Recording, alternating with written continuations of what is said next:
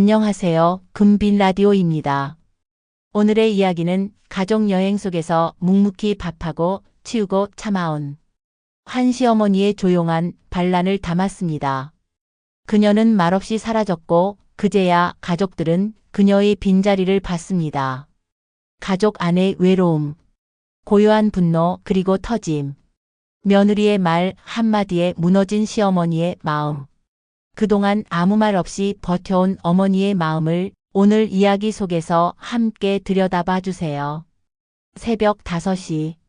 눈을 떴다기보다 그냥 일어났습니다. 잠이 온 것도 아니었죠. 여행 가는 날은 설레야 한다는데 그런 마음은 이미 한참 전에 지나갔습니다. 대신 머릿속은 어젯밤에 쌀 씻어두었는지 김밥 속 재료는 다 손질했는지 따위로 가득했습니다. 부엌 불을 켜자마자 김을 구웠습니다. 조용한 집 안에 파삭파삭 소리만 울렸죠. 애들 좋아하는 어묵볶음도 다시 데웠습니다. 큰 며느리는 어묵은 매콤하게, 작은 며느리는 단짠단짠이 좋다 했으니 둘 다 해놔야 했습니다. 도시락통에 칸칸이 나눠 담는데 손끝이 시렸습니다. 김밥 써는 칼이 무딘 것도 그대로입니다. 남자들은 절대 저런 거 안 바꿔줍니다. 큰 놈이 나와선 슬리퍼를 끌고 부엌까지 들어왔습니다. 엄마 벌써 싸고 있어? 옆에선 큰 며느리가 말로 거듭니다. 어머니는 뭐든 척척 알아서 잘하시네요. 웃으며 했지만 들리는 속뜻은 나는 손 안 댈게요 였습니다. 그래 알아서 해야죠. 옛날부터 그랬습니다. 짐 가방 끌고 나올 때도 누가 뭘 들겠다는 말은 없었습니다. 큰 며느리는 손에 핸드폰 들고 있었고 작은 며느리는 아이 가방만 챙겼습니다. 제 짐은 제가 끌고 도시락은 어깨에 메고 버스에 올랐습니다. 앞자리에 앉은 큰 놈은 창밖만 봅니다. 저는 뒷자리에 앉아 본 도시락 가방이 쓸리는 소리 들으며 속으로 중얼거렸습니다. 이 나이에 도시락 싸들고 여행 가는 사람이 또 있을까? 제주도 도착하자마자 렌터카에 실은 짐부터 꺼냈습니다. 숙소에 도착하니 애들이 우르르 내려서 각자 방을 골랐습니다. 누가 봐도 저는 주방 담당입니다. 그런 분위기였습니다. 작은 며느리가 갑자기 물었습니다. 어머님은 그래도 여행 자주 다니시잖아요. 이번엔 좀 쉬셔야죠. 쉬라는 말이 그렇게 들릴까요? 나는 손에 뭐 안 쥐고 앉아있는 게 더 불편하더라. 이 말도 이제 습관처럼 튀어나옵니다. 진심도 아니죠. 그냥 그렇게 말해야 서로가 편한 것 같아서입니다. 숙소 냉장고에 반찬 넣고 도시락부터 꺼냈습니다. 애들은 벌써 바깥으로 놀러 나갔습니다. 저는 설거지통 앞에서 망설였습니다. 여기까지 와서 이 짓을 왜 하고 있나 싶었습니다.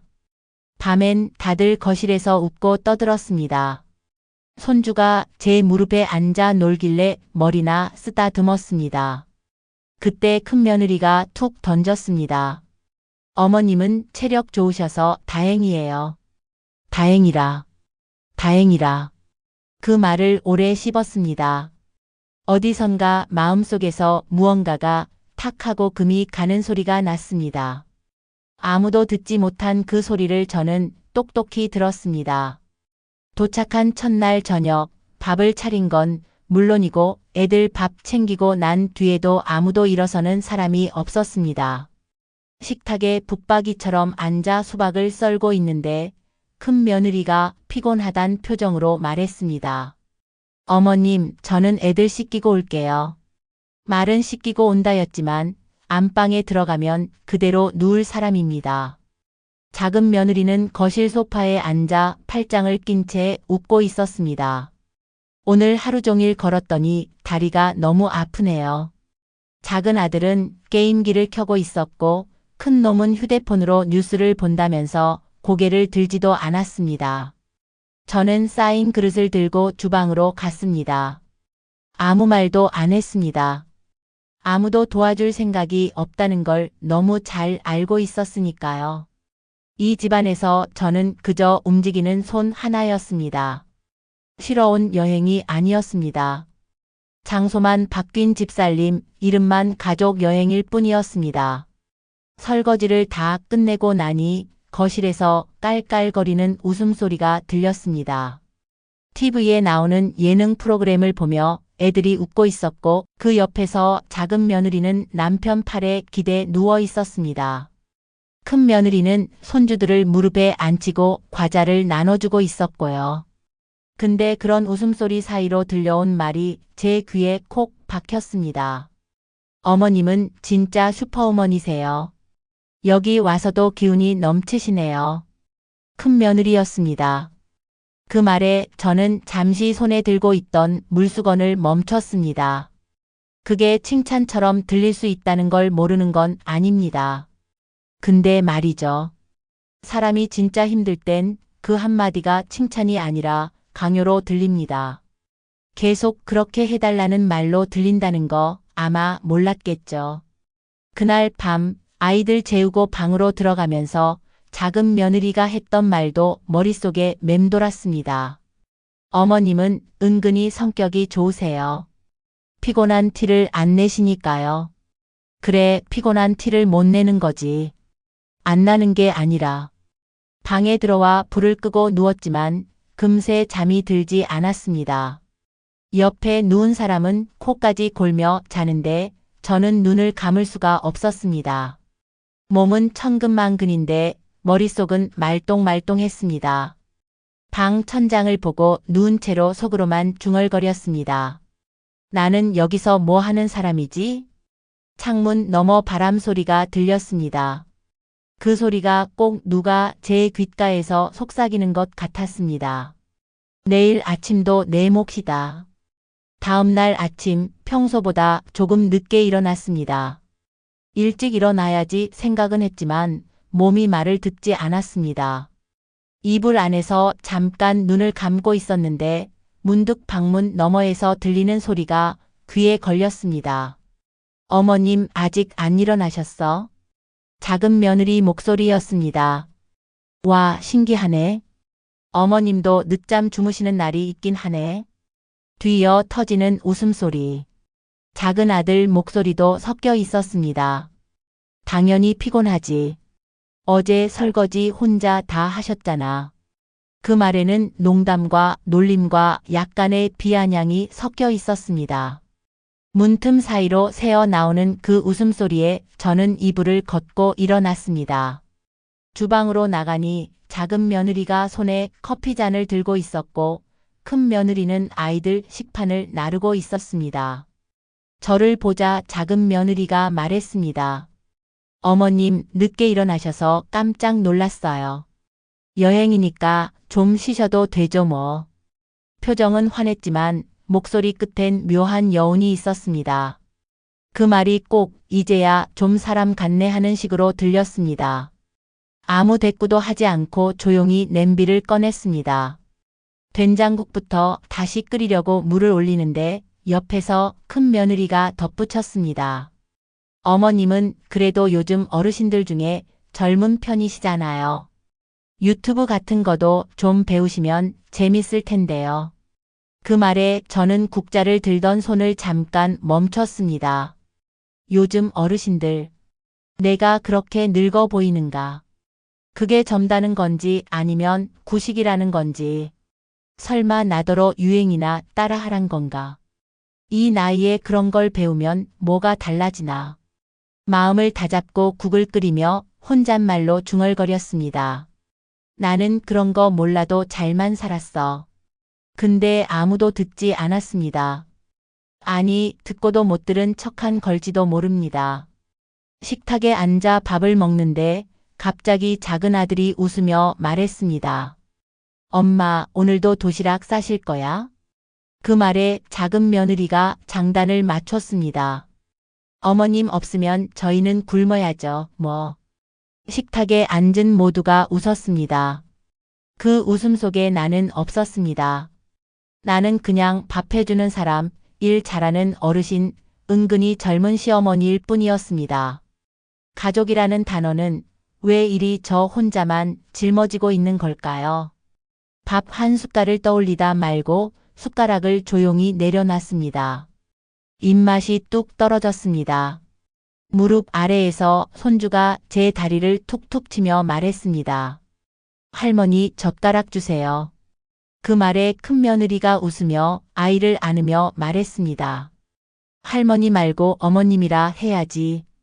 그 순간 웃어야 하는 건지 울어야 하는 건지 모를 감정이 밀려왔습니다. 아이도 며느리도 틀린 건 없는데 왜 이렇게 서럽고 왜 이렇게 쓸쓸했을까요? 아침 일찍 눈을 떴습니다. 평소보다 더 이른 시간 다들 자고 있을 때였죠. 불도 켜지 않고 조용히 옷을 입었습니다. 에코백 하나에 지갑이랑 전화기만 넣고 나왔습니다.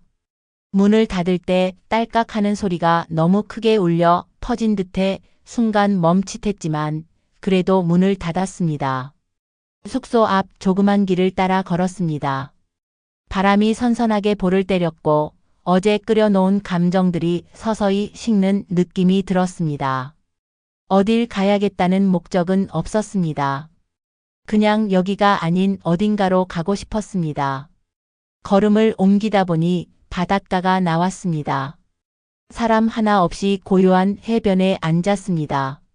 모래가 축축해서 엉덩이가 좀 젖었지만 신경 쓰이지 않았습니다.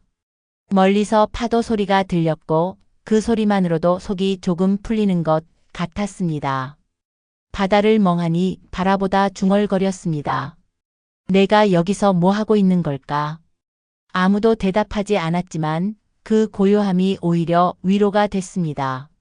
속이 조용했습니다. 그리고 문득 이런 생각이 들었습니다. 내가 없어도 아무 일 없겠지. 한참을 앉아 있다가 숙소로 돌아갔습니다. 해가 제법 떠 있었습니다. 문 앞에 다다랐을 때 안에서 큰 소리가 났습니다. 엄마 방에 아무도 없어. 혹시 근처 마트라도 갔나? 전화는 왜 안 받으시지? 문을 열고 들어서니 모두가 제 얼굴을 보며 멈췄습니다. 작은 며느리는 허둥지둥 달려와 물었습니다. 어머님, 어디 다녀오셨어요? 저희 진짜 깜짝 놀랐어요. 큰 놈도 말했습니다. 엄마, 말도 없이 나가면 어떡해. 다들 찾고 있었어. 저는 그 말에 아무 대답도 하지 않았습니다. 그저 신발을 벗고 주방 쪽으로 걸어갔습니다. 그러자 큰 며느리가 얼른 다가왔습니다. 어머님, 설거지는 저희가 할게요. 커피 한 잔 하세요. 그 말에 저는 걸음을 멈췄습니다. 커피 한 잔 하라는 말. 어쩌면 처음 듣는 말이었습니다. 그동안 수없이 아침상을 차리고 도시락을 싸고 그릇을 치웠지만 단 한 번도 그런 말은 들은 기억이 없습니다. 저는 그 자리에 서서 웃지도 않고 말했습니다. 그래. 나도 좀 앉아 있을게. 그 말을 남기고 거실 의자에 털썩 앉았습니다. 그 순간 방 안이 묘하게 조용해졌습니다. 누구도 웃지 않았고 아무도 TV를 켜지 않았습니다. 아무것도 하지 않는 제가 그 집 안에 있는 게 모두에게 처음 있는 일이었던 것 같습니다. 그날 아침 이후 저는 아무 말도 하지 않았습니다. 주방에서도 식탁에서도 거실에서도 입을 다물었습니다. 누가 뭐라고 해도 웃지 않았고 눈도 잘 마주치지 않았습니다. 몸은 여전히 움직였지만 마음은 한 걸음 멀리 물러서 있었습니다. 아침 밥상을 차릴 때 큰 며느리가 다가와 조심스럽게 말했습니다. 어머님, 오늘은 제가 쌀 씻을게요. 물론 결국 제가 했지만 그런 말을 들은 게 낯설어서 잠시 멍하니 쳐다보게 되었습니다. 작은 며느리는 수건을 들고 식탁을 닦았습니다. 큰 아들은 손주들 옷을 챙겼고 둘째는 냄비 뚜껑을 열며 국을 휘젓고 있었습니다. 다들 나름대로 움직이긴 했습니다. 하지만 그게 진심에서 우러난 건지 아니면 제 눈치를 본 건지는 잘 모르겠습니다. 저는 조용히 식탁 한쪽에 앉아 국물만 떠먹었습니다. 김치도 안 집고 밥도 한 숟갈만 떴습니다. 큰 며느리가 조심스럽게 물었습니다. 어머님, 어디 불편하세요? 저는 대답하지 않았습니다. 작은 며느리가 옆에서 덧붙였습니다. 어머님, 이제 저희가 좀 더 도울게요. 너무 무리하지 마세요. 그 말에 저는 고개를 들었습니다. 뭐라고 해야 할지 몰라 말은 안 나오고 고개만 한번 끄덕였습니다. 그게 그 순간 제겐 최선이었습니다. 점심 무렵 아이들이 장난감을 두고 다투기 시작했습니다. 작은 며느리가 아이를 나무라며 말했습니다. 그러다 어머님한테 혼나요. 그 말이 귀에 거슬렸습니다. 저는 조용히 자리에서 일어나 방으로 들어갔습니다. 문을 닫고 침대 옆에 가만히 앉았습니다. 낮 햇살이 커튼 틈으로 들어와 발등을 따뜻하게 비췄습니다. 그 따뜻함이 이상하게도 서글프게 느껴졌습니다. 이렇게 햇살 좋은 날 저는 왜 방 안에서 혼자 숨죽이고 있어야 하나 싶었습니다. 밖에선 웃음소리가 들렸다가 곧 조용해졌습니다. 아마도 제가 방에 들어간 걸 알아차리고는 눈치를 본 거겠지요. 문득 그런 생각이 들었습니다. 이렇게 말없이 사라지고 조용히 앉아 있으니까 그제야 가족들이 저를 보기 시작한다는 것. 평소처럼 웃고 일하고 바쁘게 움직일 땐 아무도 신경 쓰지 않았습니다. 그러다 이렇게 멈추니 갑자기 다들 왜 그래요? 하고 묻습니다. 그럼 저는 뭘 해야 하는 걸까요? 말도 안 하고 밥도 안 하고 웃지도 않아야 존재감을 갖게 되는 사람이라면 잠깐 눈을 감았습니다. 눈꺼풀 아래로 잔잔한 서러움이 밀려왔습니다. 그리고 속으로만 조용히 되뇌었습니다. 왜 나한테 이러는 걸까? 왜 나 자신한테? 점심상은 조용히 차려졌습니다. 국은 작은 며느리가 끓였고 밥은 큰아들이 안쳤습니다. 반찬은 어제 남은 것들이었고 김은 제가 구웠습니다. 손에 익은 일이지만 손끝은 힘이 없었습니다. 저는 식탁 구석에 앉아 숟가락을 들었다 놨다만 했습니다. 식탁은 온통 아이들 이야기뿐이었습니다. 어디 데려가야 한다, 어디 사진 찍자, 그런 얘기들이 오갔습니다. 저한테 물어보는 사람은 없었습니다. 그냥 한자리에 앉아 있는 사람. 그게 지금 제 위치였습니다. 큰 며느리가 불쑥 말했습니다. 어머님, 여행 오셔서 좀 쉬셨어야 했는데 결국 또 제일 많이 움직이신 것 같아요. 작은 며느리가 웃으며 받아쳤습니다. 어머님은 성격상 가만히 못 계시잖아요. 몸이 먼저 움직이시죠. 그 순간 제 안에서 무언가 뚝 끊어졌습니다. 정확히 말하면 부드러운 얼굴을 쓰던 힘이 사라졌습니다. 저는 숟가락을 식탁에 내려놓았습니다. 소리는 크지 않았지만 식탁 위의 공기가 달라졌습니다. 입을 열었습니다. 그래. 내가 그렇게 살아왔지. 누가 시켜서 그런 것도 아니고 그냥 내가 했어. 모두의 시선이 제게 쏠렸습니다. 근데 이제 와서 그런 말 들으니까 내가 뭐가 됐는지 모르겠다. 큰 며느리가 당황한 표정으로 말했습니다. 그게 무슨 말씀이세요, 어머님? 저희 그런 뜻 아니었어요. 저는 웃지 않고 말했습니다. 아니야. 알아. 무슨 뜻인지 다 알아. 그냥 계속 그렇게 해달라는 거잖아. 말은 예쁘게 해도 속은 뻔하지.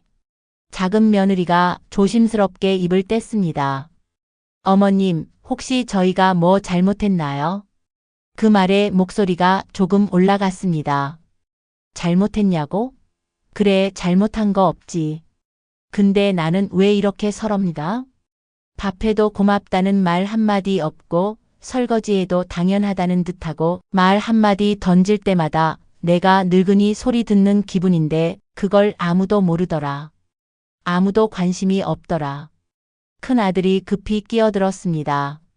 엄마, 갑자기 왜 그래? 분위기 안 좋게.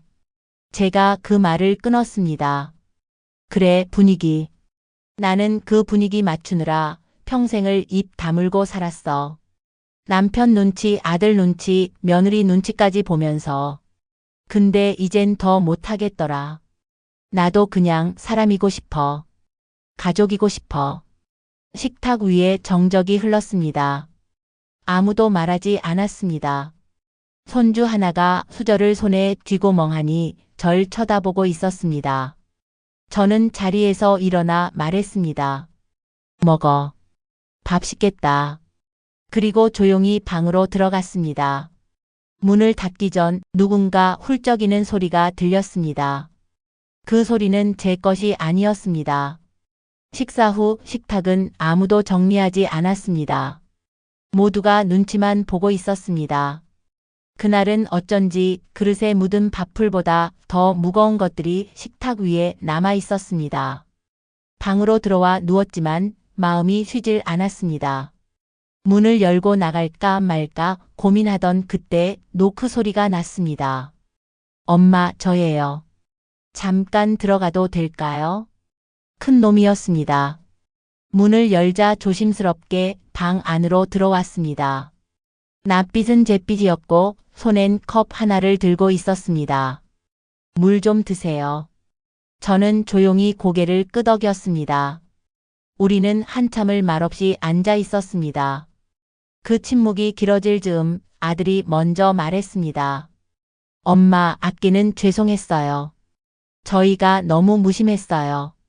저는 바로 대답하지 않았습니다. 대신 천천히 물컵을 내려놓고 조용히 말했습니다. 너도 이제 애둘 아빠고 집 밖에서도 치이겠지. 근데 엄마는 말이다. 집안에서도 치이고 있었어. 아들은 고개를 떨궜습니다. 엄마가 그런 마음이셨는지 정말 몰랐어요. 그냥 엄마니까 당연한 줄만 알았어요. 저는 창밖을 바라보며 말했습니다. 당연한 거 세상에서 제일 서러운 말이다. 밥 해주는 거, 애 봐주는 거, 설거지까지. 말 한마디 없이 계속해도 된다고 생각했겠지. 근데 말 안 한다고 괜찮은 건 아니야. 그냥 참고 있었던 거다. 아들은 조용히 고개를 끄덕였습니다. 앞으로는 그러지 않을게요. 엄마한테 뭐든 여쭤보고 같이 하자고 말할게요. 그 말이 반가우면서도 왠지 모르게 슬펐습니다. 이제야 이런 얘기를 하게 되다니 허무했습니다. 그때였습니다. 방문이 아주 살짝 열렸다가 닫히는 소리가 들렸습니다. 누군가 듣고 있었다는 걸 바로 알 수 있었습니다. 아마 큰 며느리였겠지요. 잠시 뒤 거실 쪽에서 작은 소리가 들려왔습니다. 접시를 옮기는 소리, 냄비 뚜껑 여닫는 소리, 수저가 부딪히는 소리. 저는 자리에서 일어나 조용히 문을 열었습니다. 거실엔 큰 며느리가 식탁을 정리하고 있었습니다. 작은 며느리는 쓰레기 봉투를 들고 베란다 쪽으로 가고 있었고 둘째는 아이들과 장난감을 치우고 있었습니다. 그 장면이 낯설었습니다. 그리고 잠깐 숨이 막히는 기분이 들었습니다. 제가 빠진 풍경. 하지만 누군가는 움직이기 시작한 풍경이었습니다. 큰 며느리가 저를 바라보며 말했습니다. 어머님, 조금 늦었지만 죄송합니다. 제가 너무 무심했어요. 저는 아무 말도 하지 않았습니다. 마지막 날 아침 눈을 떴을 때 이상하게 부엌 쪽에서 나는 소음이 없었습니다. 전기밥솥 소리도 안 들리고 냄비 뚜껑 닫히는 소리도 없었습니다. 옆자리에서 남편은 여전히 깊이 자고 있었고 저는 조용히 이불을 걷어내고 일어났습니다. 문을 열자 주방에 불이 켜져 있었습니다. 큰 며느리와 작은 며느리가 나란히 서서 반찬통을 열어보고 있었습니다. 큰 놈은 전기포트를 켜고 있었고 둘째는 손주들과 함께 수저를 세팅하고 있었습니다. 누구 하나 놀라지도 허둥대지도 않았습니다. 제가 문을 연 걸 알고 있었던 듯 조용히 고개만 들고 저를 바라봤습니다. 작은 며느리가 부드럽게 말했습니다. 어머님, 조금만 기다리시면 곧 아침 드실 수 있어요. 저는 그 말에 아무 대답도 하지 않고 식탁 쪽으로 걸어갔습니다. 그 자리에 앉는 것도 어쩌면 이번 여행에서 처음이었습니다. 그동안은 늘 서 있었으니까요. 식탁 위엔 나물 몇 가지와 미역국, 계란말이, 김치가 가지런히 놓여 있었습니다. 전부 전날 남은 재료로 만든 것들이었지만 그 어느 때보다 따뜻하게 느껴졌습니다. 큰 며느리가 국을 제 그릇에 천천히 떠주었습니다. 작은 며느리는 김을 조심스럽게 잘라 접시에 올려주었습니다.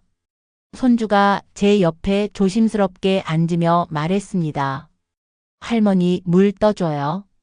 그 말에 큰 며느리가 정정했습니다. 어머님한테 그렇게 말하면 안 되지. 정중하게 말해야지. 아이는 머리를 극적이며 다시 말했습니다. 물 떠드려도 될까요? 저는 잠깐 웃었습니다. 그게 며칠 만인지 아니 몇 년 만인지도 모를 웃음이었습니다. 밥을 먹으며 아무 말도 하지 않았습니다. 대신 이 식탁 위 공기, 숨소리, 눈빛 같은 것들이 다 예전과는 다르다는 걸 느꼈습니다. 누군가는 조심했고, 누군가는 제 얼굴을 자주 살폈고, 누군가는 일부러라도 움직이지 않으려 애쓰는 게 느껴졌습니다. 식사를 마친 후 큰 며느리가 말했습니다. 어머님, 오늘 공항 가기 전까지는 저희가 다 할게요. 앉아 계시기만 해요. 정말이에요. 저는 국 그릇을 천천히 밀어내며 말했습니다. 그래. 나도 좀 쉬어야겠다. 그 말이 나오는데 목이 약간 떨렸습니다. 하지만 다행히 아무도 묻지 않았습니다. 그저 고개를 끄덕이며 수저를 조심스럽게 내려놓는 모습들만 있었습니다. 그 순간 저는 생각했습니다. 사람이 바뀌는 게 아니라 관계가 바뀌는 거라고. 말 한마디, 눈빛 하나, 자리를 내주는 작은 마음들이 세상을 조금씩 다르게 만든다고. 식탁에서 일어나려다 잠시 멈췄습니다. 그리고 조용히 그 자리에 다시 앉았습니다. 조금 더, 아주 조금만 더. 누구도 재촉하지 않았고 아무도 시선을 피하지 않았습니다. 그리고 저는 마음속으로 처음으로 이 가족과의 여행이 조금은 괜찮았다고 생각했습니다. 여기까지가 오늘의 사연입니다. 여러분들은 이 사연으로 어떤 감정이 드시나요? 댓글에 남겨주세요. 구독과 좋아요는 사랑입니다. 감사합니다.